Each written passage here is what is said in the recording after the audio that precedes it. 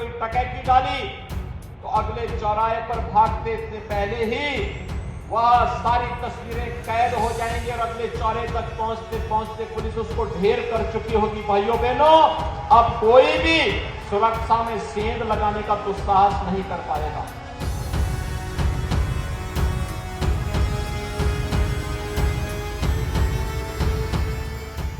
योगी आदित्यनाथ का ये बयान बताने के लिए काफी है कि उत्तर प्रदेश में महिलाएं कितनी सुरक्षित हैं। पिछले 6 सालों में योगी ने पूरे यूपी की तस्वीर बदल कर रख दी है।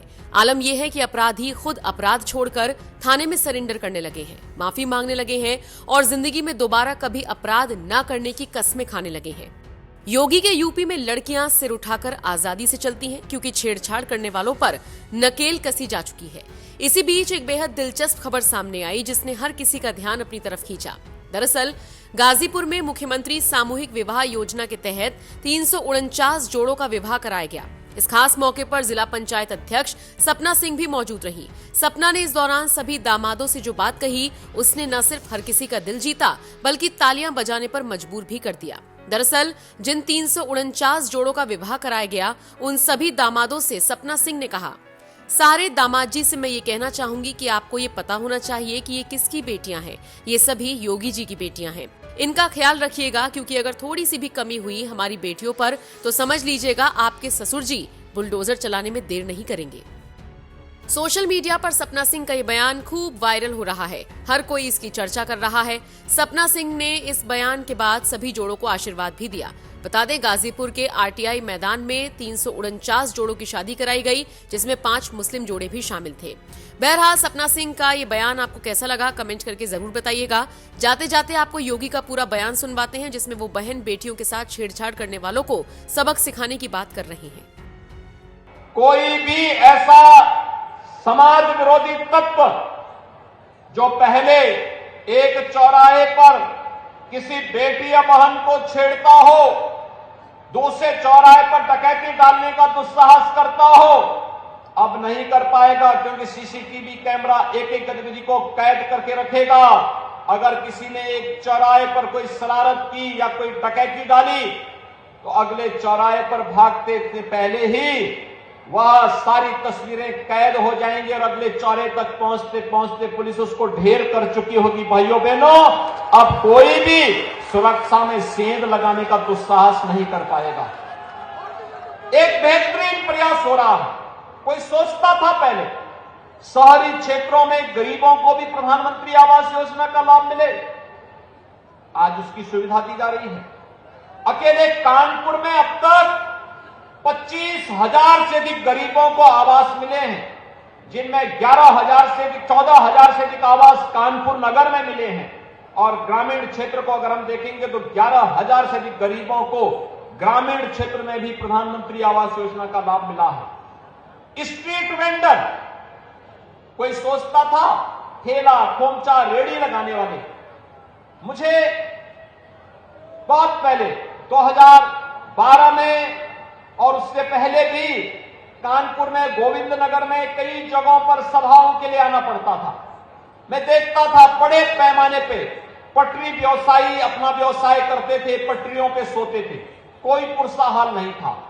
आज भाइयों बहनों पहली बार हुआ है प्रधानमंत्री मोदी जी के विजन और उनके मार्गदर्शन में आज स्ट्रीट वेंडर के लिए व्यवस्थित कार्य योजना बनी है।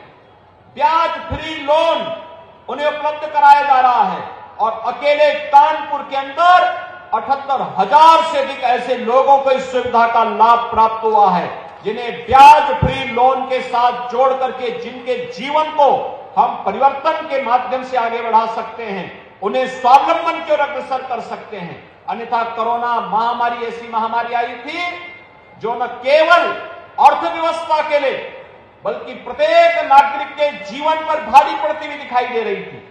दुनिया के अंदर जिन देशों ने लापरवाही की, उन देशों की स्थिति भले ही उनके पास संपन्नता रही होगी, भले ही उनके पास इंफ्रास्ट्रक्चर रहा होगा, भले ही उनके पास अच्छी सुविधा रही होगी, लेकिन उस सुविधा किसी काम की नहीं थी क्योंकि टीम वर्क नहीं था, समय पे निर्णय लेने की क्षमता नहीं थी और उन्होंने अपने समाज के प्रत्येक तबके के हित को ध्यान में रख करके योजना नए समय से नहीं बनाई थी।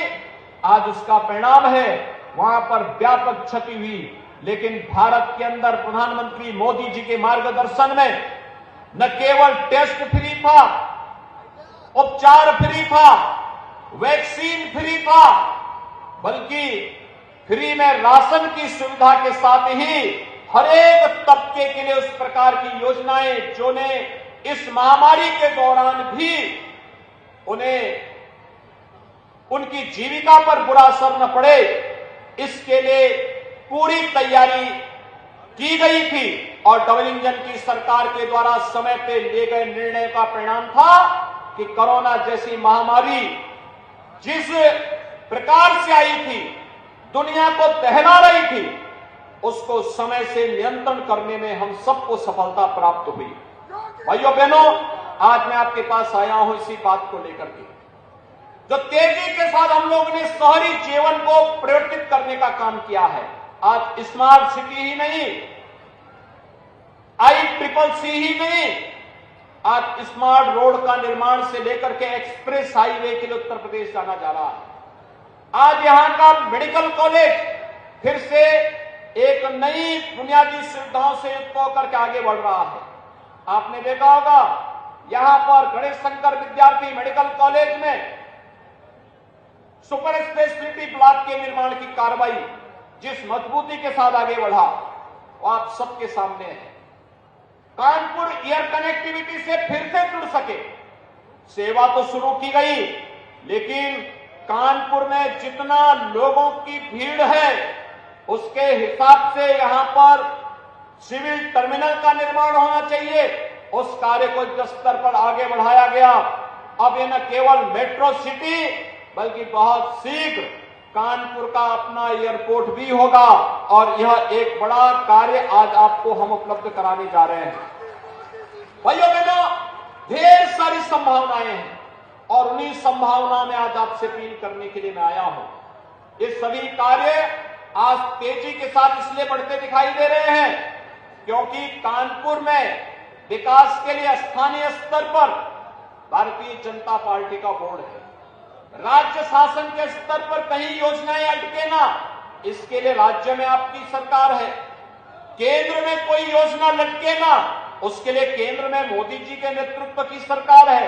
ये ट्रिपल इंजन की सरकार विकास की स्पीड को भी 3 गुना करती हुई दिखाई दे रही है और इसलिए हर एक सेक्टर में कुछ न कुछ नया करने का कार्य हुआ है।